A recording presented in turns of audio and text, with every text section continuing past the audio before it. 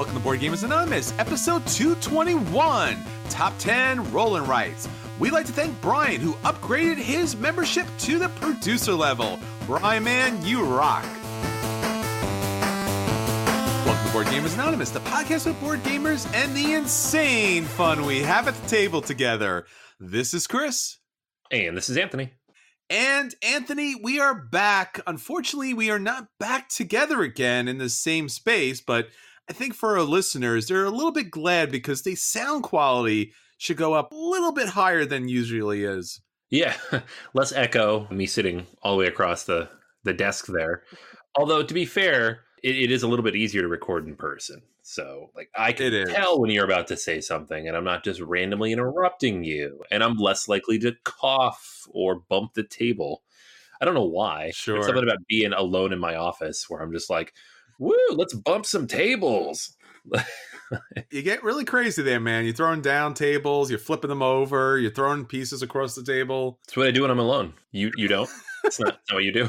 Well, I mean, you are the solo gamer, so that makes a lot of sense that that's the kind of activities that solo gamers tend to do. I have to play with people, so when I do that kind of stuff, they're usually not too hip to it. Yeah, I mean, I think mostly it's when I'm watching Game of Thrones, knocking things over. Oh, no. The show that shall not be named. No, we're not going to go there, guys. This is not a Game of Thrones podcast. Well, I mean, it is next week, but this week it's not. So,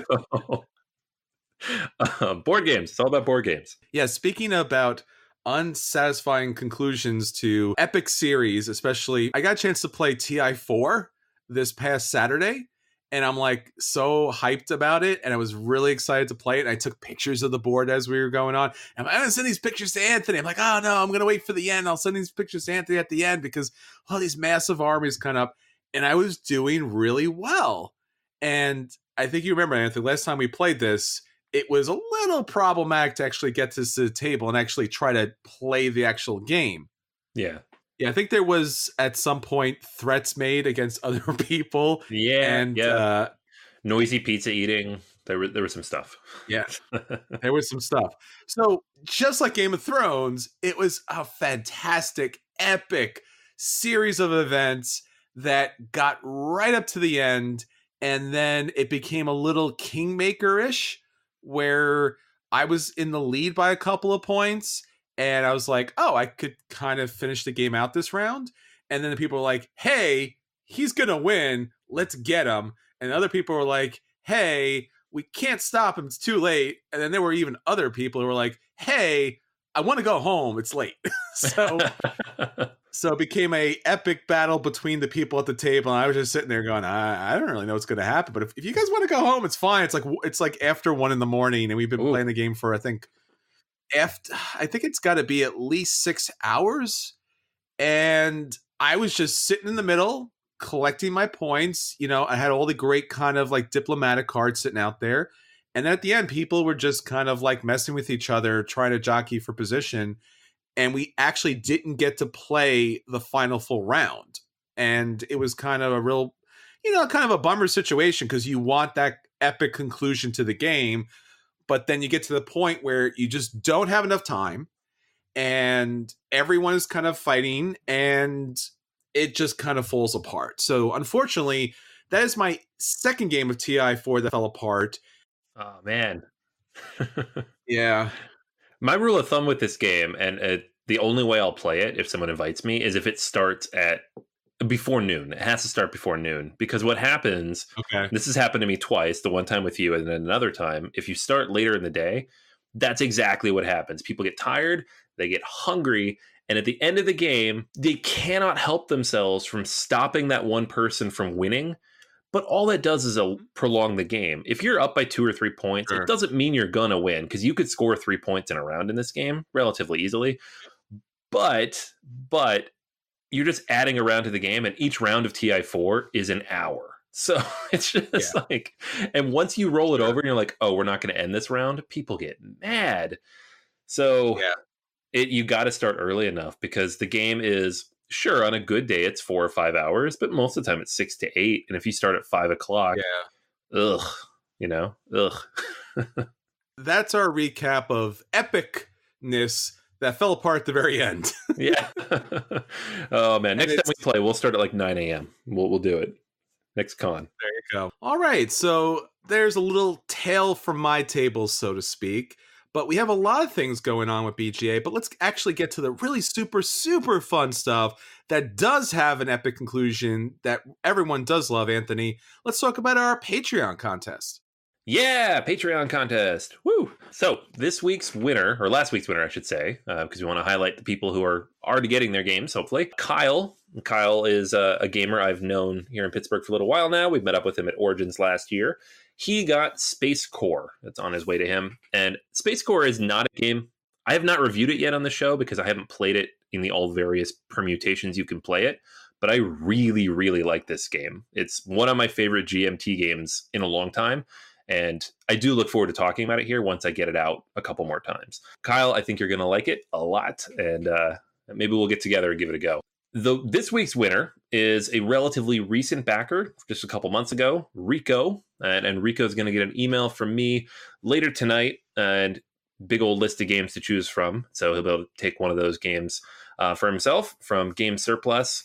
And if you guys want to get in on the action like Brian did, our previous backer who up to the publisher level, just anything at the producer level or higher on Patreon, you will be automatically entered into the contest every single week. We give away a game courtesy of Game Surplus every single week that we do an episode. We've given away like 14 or 15 now. Lots of other cool stuff. We have bonus episodes. We have the Slack group. You guys, when we need suggestions, we go there first. So a lot of our topics and some of the games that make it into our brackets, those come from the Patreon backers. So definitely hop in there if you're listening and you're interested in getting in on that. Yeah, thank you so much for backing us. It makes all the difference in the world. Your support and your reviews and your recommendation to other gamers, your comments on Facebook and on Board Game Geek and on Reddit, it really does do a great deal of good.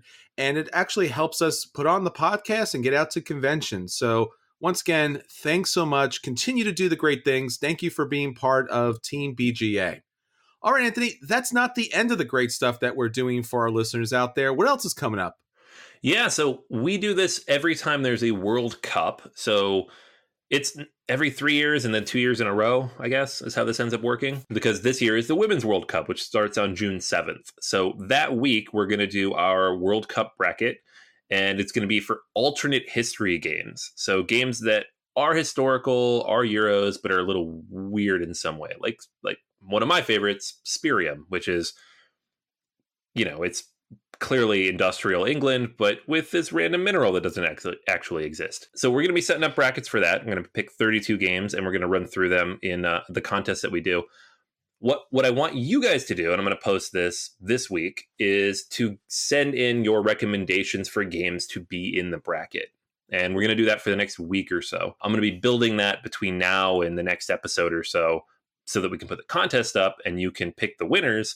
But in the meantime, I need recommendations, any games that maybe aren't top of our minds or that you think really fit that theme really well, just like a weird, twisty, steampunky alternate universe, whatever it might be. We want a good mix of games this year. Next week, we'll announce the brackets and we'll put the contest up so you can enter that. And this will be open to literally everybody, anybody who wants to hop in and make their picks, and they'll win one of the games on the list. Yeah, we already had our fun with the historically accurate universe. So let's get on to the fun stuff. So whatever you have, hit us up. We really love to hear it.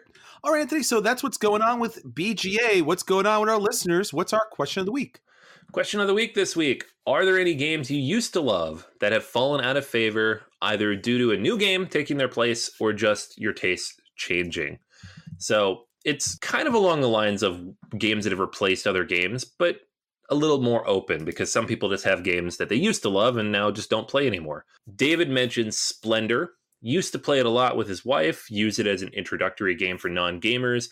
But the last time I played it, about a year ago, it was boring as heck. So he didn't trade it because his wife still likes it, but he doesn't really play it anymore. Mark mentions all social deduction games, just all of them.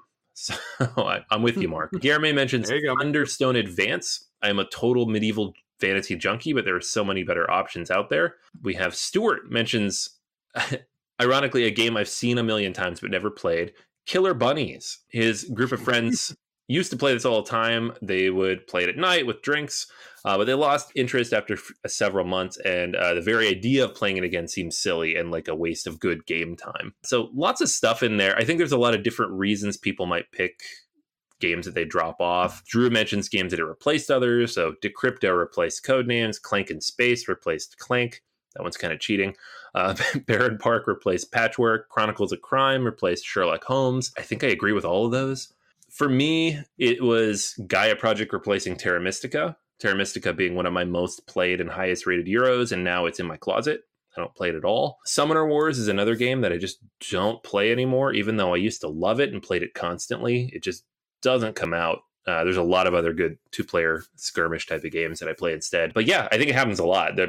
There's so many new games every year that you only have so much space, right? Yeah, I think, as it was mentioned earlier, all the social deduction games for me have kind of like just completely disappeared. And that was something that was part of my normal game night, that at some point, usually towards the end, you play a social deduction game. And recently I was at a game night and I saw part of the group playing social deduction games. And then the day after, I was like, hey, I don't understand. Why are you guys playing those? Like, we only have so much time at this location. Why are you not playing something heavy? And they're like, no, this is fine. It's kind of fun and stuff like that. I'm like, all right, the people are good. I mean, that's really why you play social deduction games or you play party games, is because of the people that are there. And obviously there are great social deduction games and not so great social deduction games, and same thing with party games. But I typically don't find the time for those anymore because time is so valuable. And if you're going to play a game, you want it to be epic and built big at that point. And just generally, there really isn't a lot of time to play the stuff that's just kind of like filler. Because, it used to be that you always carried filler games with you too. But now it just seems like we got to get into the big games right away, no matter if it's crunchy or just fun thematic games, or if it's just something that's all about, a certain kind of like intellectual property. Like, it's all Star Wars. We'll play Star Wars games tonight. Like, it's awesome. Let's totally do that. But yeah, I don't seem to have time for the filler games, especially that I used to. That used to be really a big part of my game night. All right, so that's everything for our question of the week. If you'd like to reach out to us, our social media's everywhere. Board Game Geek, BoardGamersAnonymous.com, Facebook, Twitter, Instagram.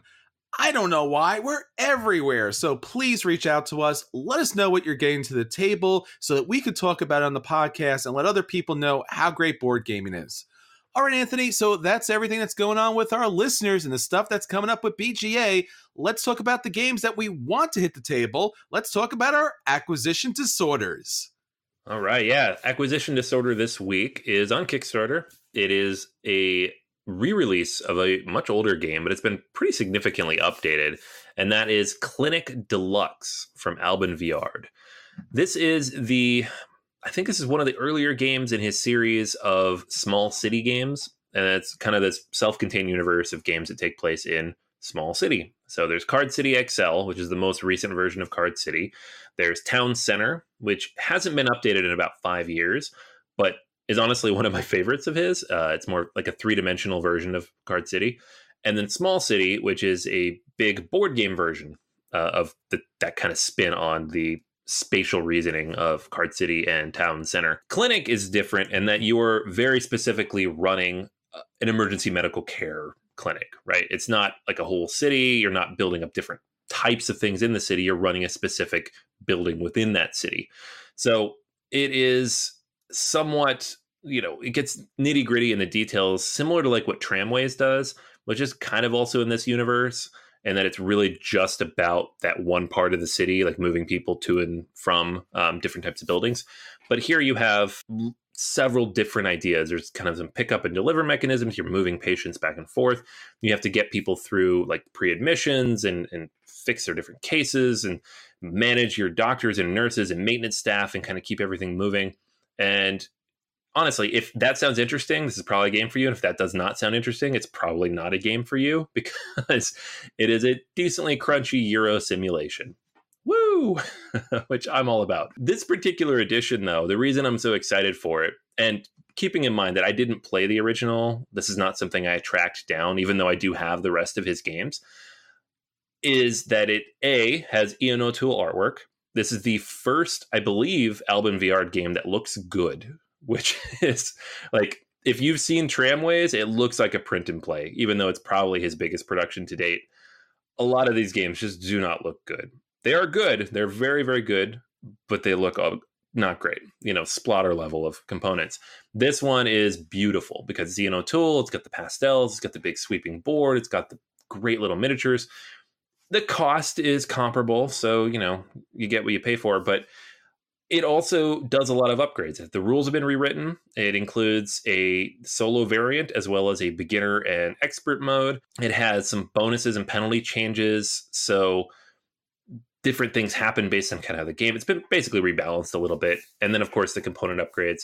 There is an expansion included as well that you can pay for, the extension, they call it. And just overall, it just looks really interesting. And like, we don't have the space or time here to kind of run through all the mechanics of it. But as I said, it's kind of a simulation style game, and his games are generally kind of crunchy. But the reason I like them so much is that they tend to take familiar mechanics that and just rework them in a certain way where you have to think about how different pieces on the board interact with each other outside of like X to Y, Y to Z.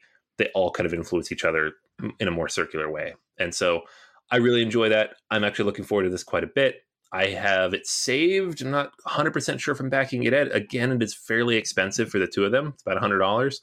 But it is up for another 16 days as of this recording. So you have until May 31st if you are interested in Clinic Deluxe Edition. Yeah, I was really interested as well in this game, but I have yet to find somebody who actually played the original version.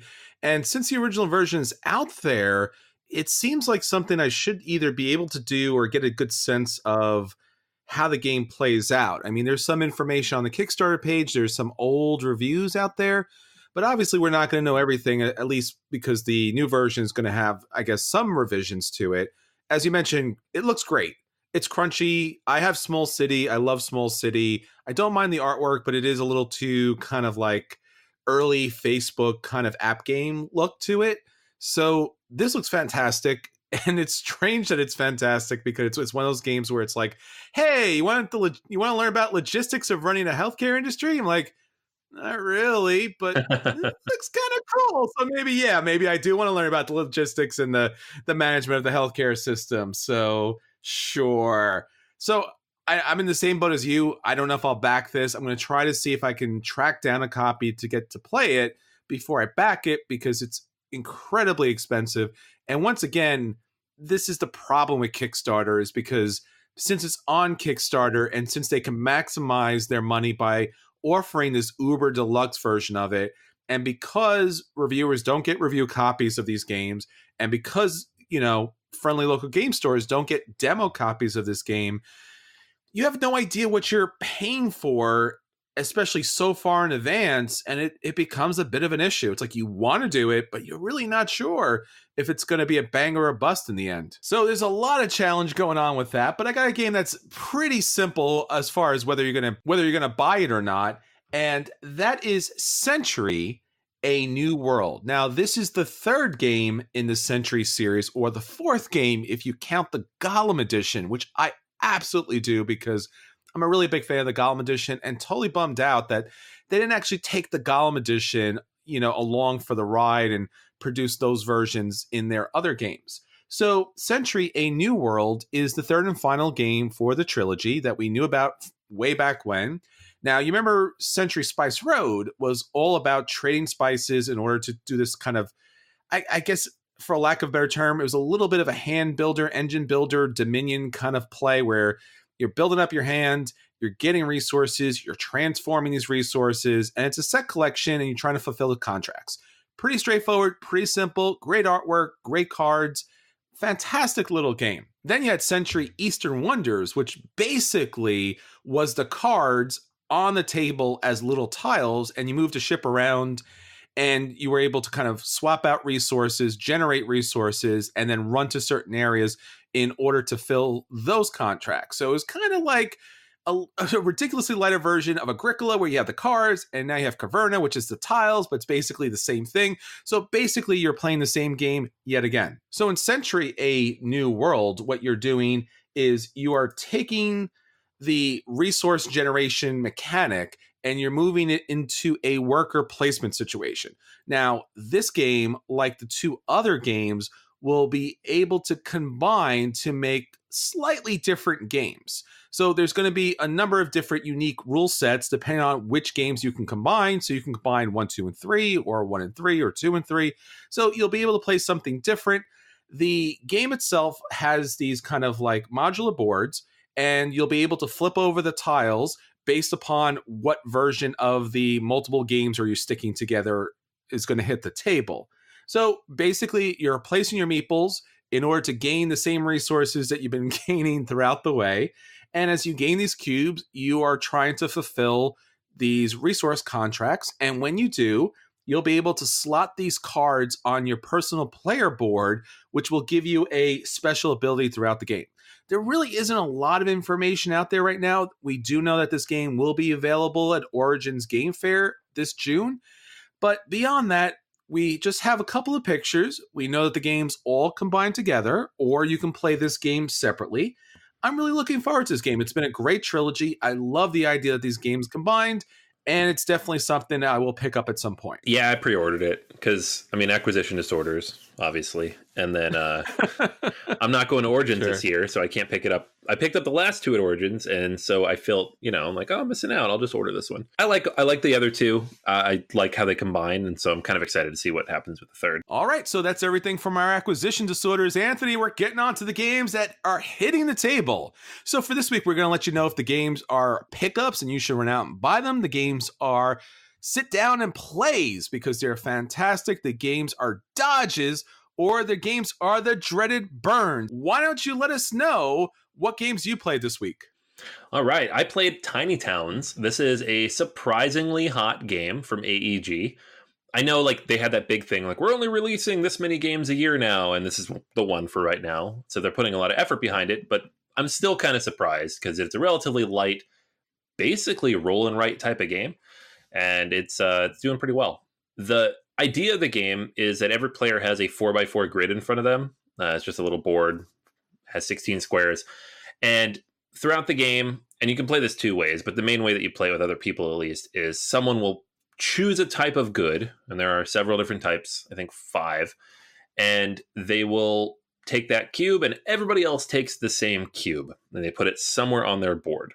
And then the next person does it, and the next person, and so on and so forth. And there's going to be a tableau of cards set up in the middle of the table that represent 8 different types of buildings. There's the cottage that is in every game, and then several different ones that change from game to game. I think there's 4 or 5 of each of them to choose from. And those include things like where you're going to get your food from, whatever church or town center you have, taverns, factories, warehouses, that kind of stuff. And each of these types of cards is represented by a specific building meeple. So there are, 8 of these different meeple types, and you'll use them based on which card is out. So you place all the cubes on your board, and then you look at the cards, and when you've matched that kind of polyomino shape of patterns, you will take all those cubes off and replace one of the squares of those cubes with the building. So you're trying to manipulate and move and balance things around your board to get as many buildings down as you can, while also building kind of a chain of points. So, one of the buildings, for example, is each building of this type that's in a corner is worth +1 points. If you get all 4 in the corners, they're all worth 4. That's great. Another one is, for every adjacent well, it's worth 2 points. So you try to surround it with wells.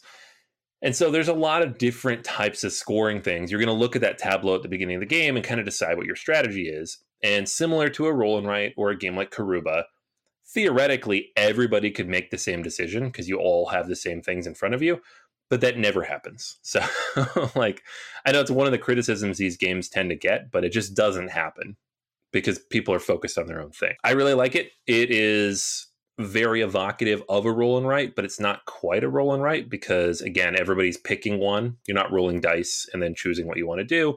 You're picking exactly what you want for your tableau, and then other people have to figure it out. And sometimes that can be kind of brutal, like you could look down and be like, well, I could use a red or a blue, but if I pick a red, that helps you and you. If I pick a blue, you're in trouble. So I'm going to do blue, right? And it's that kind of game, like where you really are thinking about what's going to help you, but also what's going to hurt other people. And it's light enough that you can pretty quickly tell what's going to hurt other people. There is a variant where you draw cards from a deck instead and just take the cubes that show up based on the cards that come out. I like that better for like playing with my kids or playing by myself. Obviously, solo mode is going to be like that. But it's kind of cool to play with other people and have that level of interaction where you typically wouldn't in a game like this. The game also gives you special buildings. Everybody gets one card from this deck of special buildings. And sometimes they're weird, crazy shapes, since you have to decide when you're going to build it, how you're going to build it. Some of them do amazing things, other ones less so. So it's kind of a toss-up whether or not you actually want to build it. But this is a really good game. I had a lot of fun with it. It's very quick. 7, almost 8-year-old did very well himself playing it. We had a lot of fun with it. And it's right up my alley. It's like a puzzly pattern building game, kind of roll and ready, and takes, 45 minutes to play at the most. So it's a good filler on top of everything else. So I give Tiny Towns a buy. I think it's absolutely worth picking up if you like this type of game. The price point is not bad. I think it's $40 with the amount of wood pieces that come in the box. I think it's totally reasonable. High replayability because you have all those variable cards and a lot of expansion opportunity. And because it's from AEG, I expect that we'll see that. So if you like this type of game, if you like roll and writes, if you like just quick, easy, accessible games with a decent amount of interaction, but not too much, Tiny Towns is definitely worth checking out. All right. Well, that's a great review.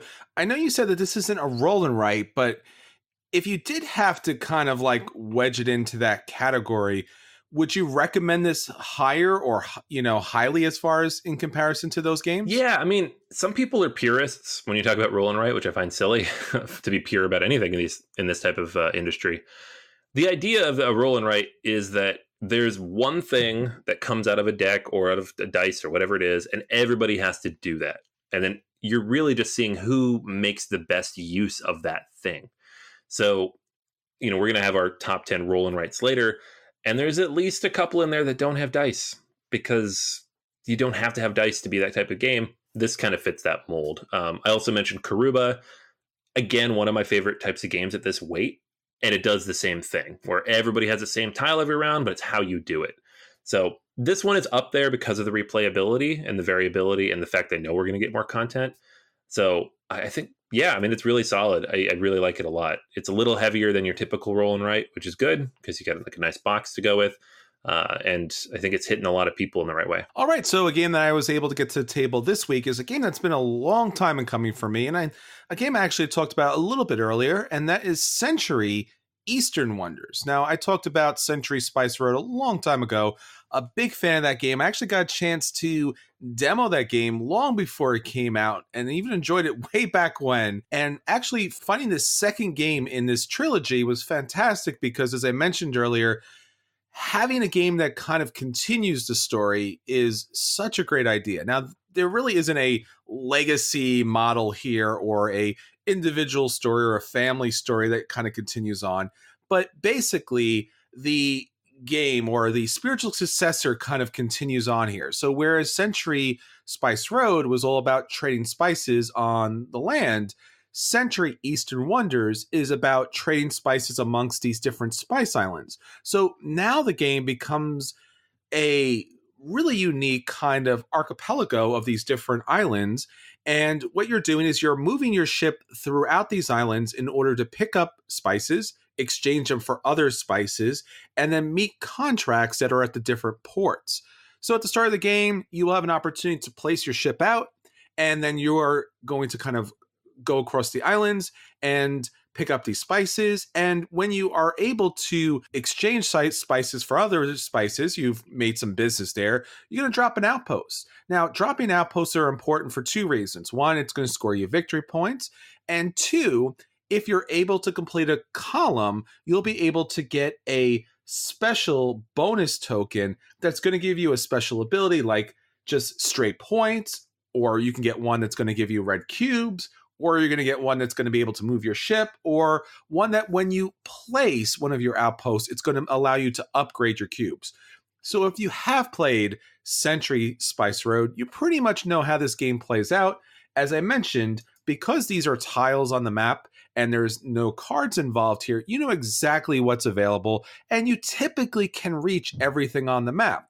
Now, where the game kind of gets a little bumpy out there is because when you do complete a contract, at some point, some ports will be closed. So once that pops around to you, now you complete your contract. Now that port is closed, you got to sail off somewhere else. But if someone's able to complete a contract on the other side, your port becomes open again. And now it's kind of like this situation, which is kind of like the original card game where you just might get lucky. The islands might be right near you that have the spices that you need right next to the contract, whereas someone else might need a combination that is just spread apart. So if you get lucky, that's going to help you complete your contracts. The first 1 to 4 contracts ends the game, you count up points, and then you have a winner. I really enjoyed this game. This is a solid play for me because it really does allow you to kind of have that, I would say, gateway game kind of feel, but the production is outstanding. The opportunity to merge it with the first game, so cards actually do come into play here, is a lot of fun. It's not, mind-blowing or anything, but it does a solid job. It's not like 504 where, you can put all these things together and I'm sure it works. No, these things actually work together. It stays a gateway game weight, and it's a lot of fun. So if you're looking for a gateway game by itself, or you're looking for a gateway game that could be combined with other games, I would highly recommend playing Century Eastern Wonders. I love this game. Yeah, Century Spice Road was good and all. I just didn't play it very much, but this one came out. I'm like, okay, cool. Yeah, I'm in on this series now. I love this. Yeah, like I mentioned earlier, it just totally reminded me of the Agricola thing where you have the cards, and now the Converter thing where you have the tiles. And it's just a lot more fun to move along the island, and it's a little more dynamic as far as that's concerned. So yeah, I like this one a lot more too. All right, Anthony, so that's the games that have been hitting our table. Let's get on to our feature review. So for our feature review this week, we are looking at the top 10 roll and write games, a favorite for Anthony, and games that he always gets to the table, so much so that I'm going to let him roll on right. All right, Anthony, what do you have? All right, yeah. Yeah, I saw this on the schedule. I didn't put it there either. I thought it was funny. And I was like, I guess I'm running this one because this is 100% my thing. And it's funny because roll and write games in general, while I've always liked them, they've exploded in the last couple of years. I think at least half the games on this top 10 are from the last 2 years. And then at the end, I'm going to share 5 or 6 that are coming out in the next year that I'm excited for. So there's a lot of roll and writes happening. I tend to pick up all of them. So there are some older ones I haven't played, but this should be a pretty good list for you guys if you're looking to get into them. All right, so let's kick it off with number 10. This is a brand new one, which I just finally got a chance to play. I did not back it on Kickstarter, but I did get a chance to play it. It is called Fleet the Dice Game. It is a dice game version of Fleet, which is a slightly older Ben Pinchback, Matt Riddle game from Eagle Gryphon that kind of flew under the radar, but was a really solid game about fishing. This is the dice game, of course, as is often the case.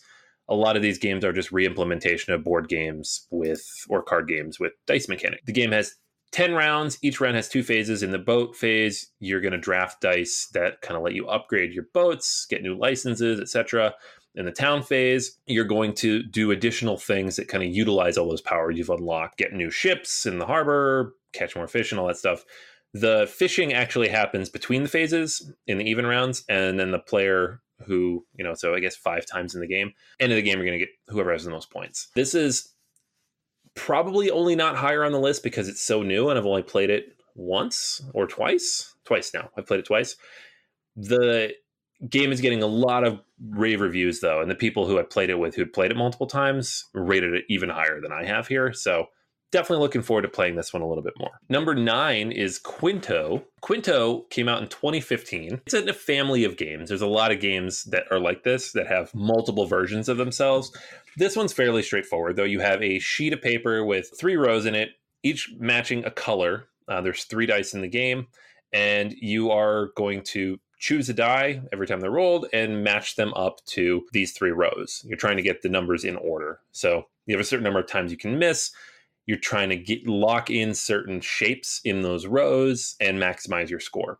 This is one of the faster games on the list. It takes about 10 minutes to play. Fairly straightforward. I like it quite a bit just because it is so straightforward and quick. Some of the roll and write games can go a little bit longer than I feel like they should. This one does not. So that is number 9, Quinto. Number 8 on the list is another relatively recent release from 2017, Castles of Burgundy, the dice game. This one came out very quickly after the card game, so I feel like it flew under the radar. Not a lot of people even know it exists. When I bring it to game night, people are like, oh, there's a dice game version too? And it's pretty solid. I mean, it's a little more fiddly than your typical roll and write, especially because the sheet tries to replicate what the Castles of Burgundy board looks like with all the hexes. But you have multiple die types. You have the color dice, you have the number dice, you have a timer die that kind of influences how the game moves. There's a timer mechanism that kind of moves the game along as well. There are things that will trigger the shipping action. It really does a good job of replicating the different things that happen in Castles of Burgundy, but with dice. Now, as I mentioned, some of these games can go a little bit longish. This one's on the higher end of okay, about 30 minutes or so. It plays, I mean, all these games play infinite number of players, to be honest, but this one says 1 to 5. It's really better with just 2 people, just back and forth. A lot of these games are like that, but not all. We'll get to them. But I think it's a solid implementation of Castles of Burgundy. Not as good as the card game, but as a roll and write, pretty solid. That's Castles of Burgundy, the dice game, at number 8. Number 7 is a re-implementation of Avenue, which is a little bit older game. It is Kokoro, Avenue of the Kodama. Now, this is a game based on an earlier IP from Indie Board and Cards. So it's got those cute little Kodama guys.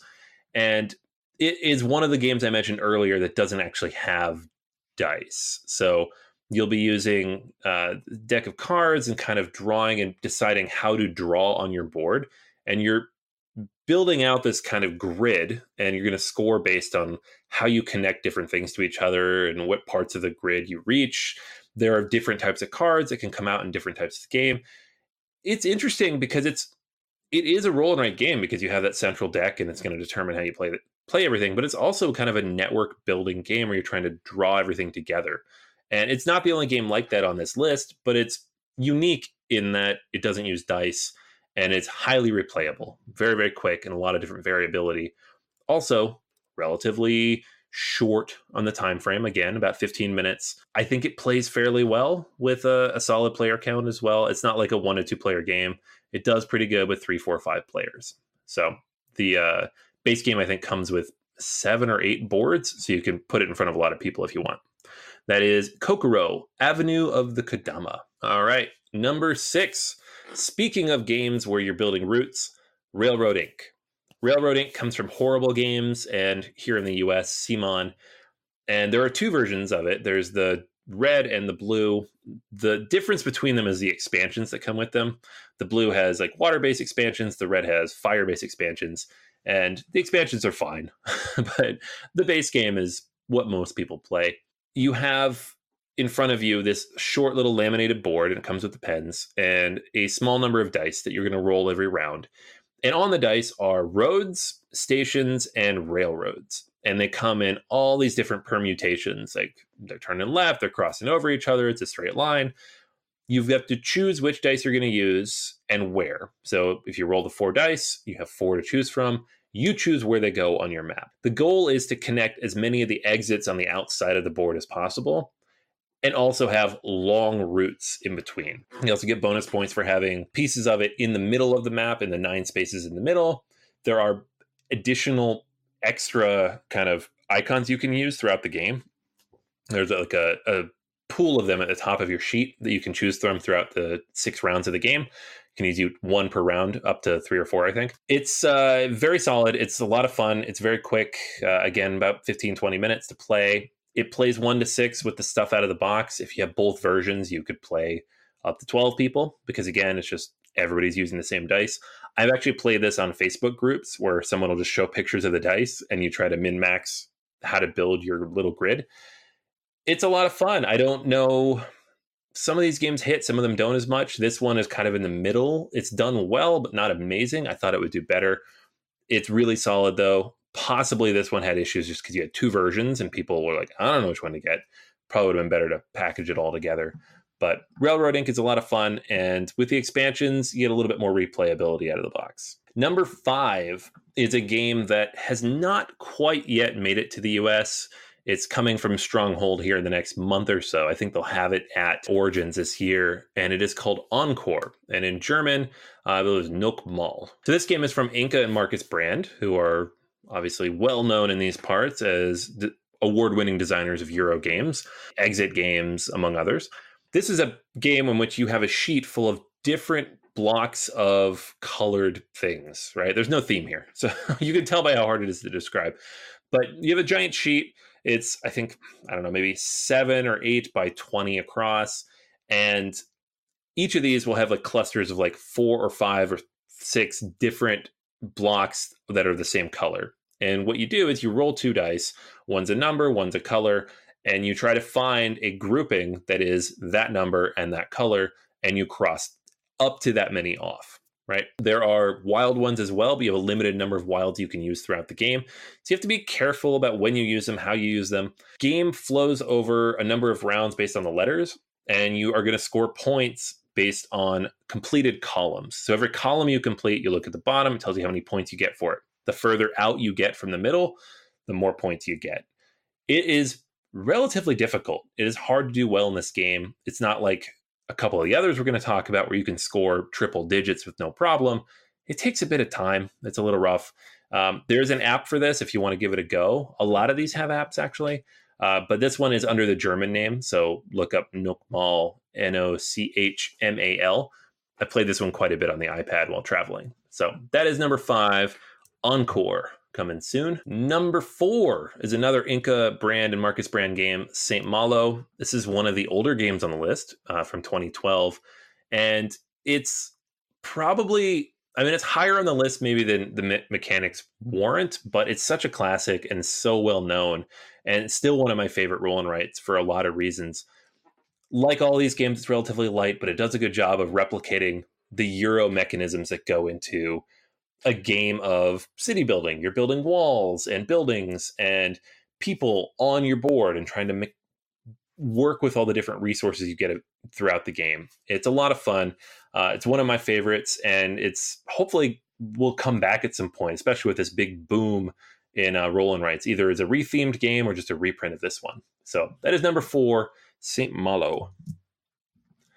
Number 3 is probably the best known roll and write until recently, at least, and that is Roll Through the Ages. There's 2 versions. This is the Bronze Age I'm talking about. There's also the Iron Age, which is like a more beefed up version of the game. This is Matt Leacock from right around the time he did Pandemic. So right when he was becoming one of the hottest names in the hobby, and it was a Spiel des Jahres nominee at the time. You're going to have a sheet that represents your culture, and there's all different things on here. There's like your famine markers, your monuments you're building, all these different charts you're trying to manage. And as you roll dice, you're going to determine what to do with the dice that you roll. You're building up how much food you have, how many resources you have. You spend those to mark off things on your sheet, which ultimately will score you points. It has this very unique wooden pegboard and these wooden dice. Everything in the box is wooden. It's very nice. One of the problems was that it kind of ended up making the game cost a little bit too much considering what it was, but it's a lot of fun. It was probably the first roll and write type of game I played other than Yahtzee, and I still like it to this day. So it is number 3, Roll Through the Ages, the Bronze Age. Now for 2 games that won a bunch of awards last year and are at the top of the list. If you know roll and writes, you can probably guess what they are. Number 2 is That's Pretty Clever. Also going to throw in here I guess, spiritual sequel or direct sequel twice as clever because it is the same game with different powers, I guess, for each of the dice. This is from Wolfgang Warsch, who won the Kennerspiel last year for Quacks of Quedlinburg and got nominated for a whole bunch of other stuff along the way.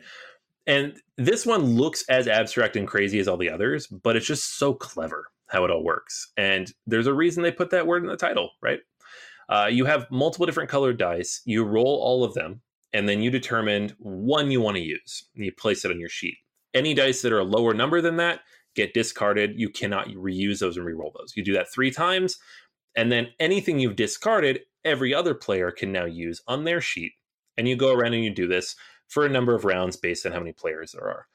Every color of die corresponds to a different part of your sheet, which scores in a different way. So yellow ones are based on completed columns. Blue ones are based on number of dice thrown in there. Green is based on how far to the right you can go. Orange is based on total score. Purple also total score. And multiple times throughout each of these tracks, you mark something off, you get a bonus. So you're trying to chain all these bonuses together. It's this big chaining game, and the scores can be insane.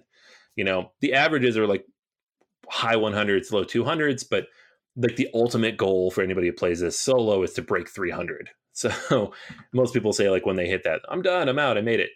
There's an app for this. There's an app for the sequel as well. Both games are fantastic. Well worth checking out if you like roll and write games. That's pretty clever. Or if you're used to hearing the German name, Ganz schön clever. And finally, at number 1, I didn't know if this would stay at number 1, but they just released a bunch of expansion sheets that kind of added some replayability, and that's Welcome To. Welcome To is from Blue Cocker Games, and here in the US, Deepwater Games, designed by Benoit Turpin. And it is just such a fantastic game. There's so much going on with it.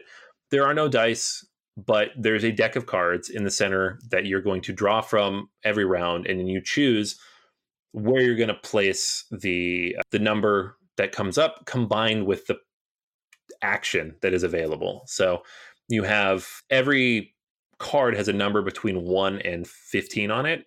And then there's also various different actions that correspond to things like putting up fences or filling in parks or making pools, increasing values, duplicating numbers. You have to choose which of these you want to do, how you're going to place them. There are 3 rows in which to put them, and the numbers have to go in order. They have to be sequential. So you really have to be careful not to fill in one row too early. You want to maximize the value of your points in another row. There's a lot of cool things to do here. The expansions add even more variability. There's 4 of them, and each of them has kind of one unique thing you can do. Like the winter one, for example, having consecutive numbers in a row gives you bonus points, like 4, 5, 6, 7, 8. It's a lot of fun. I play this one probably more than any other game. It plays really well solo. There's a new solo bot that comes with it as well. A lot of fun. It's why it's our number 1 roll and write game. Welcome To. And I did mention there are some other ones coming up. I just wanted to roll these off just because I feel like 2019 is going to be like the year of the roll and write. We've got Imperial Settlers roll and write, Kingsburg the dice game, Lanterns Dice, On Tour, which is a really hot one, original one coming out, Patchwork Doodle, and then Silver and Gold is another one that's coming from Germany pretty soon and has been getting some spiel buzz. So might get nominated for that. And that's not all of them. There's so many coming out. So roll and write is hot right now. If you're looking to get into it, these 10 games are a good place to start, or any of the upcoming ones if they're on your radar. All right, so that's everything for this week. Until next time, this is Chris. And this is Anthony. And we'll save you a seat at the table.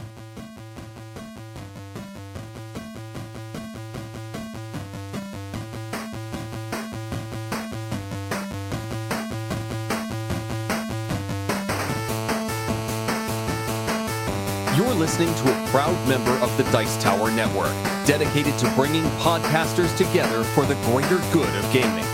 It's sort of like Voltron, but with better lip syncing. Find out more at dicetowernetwork.com.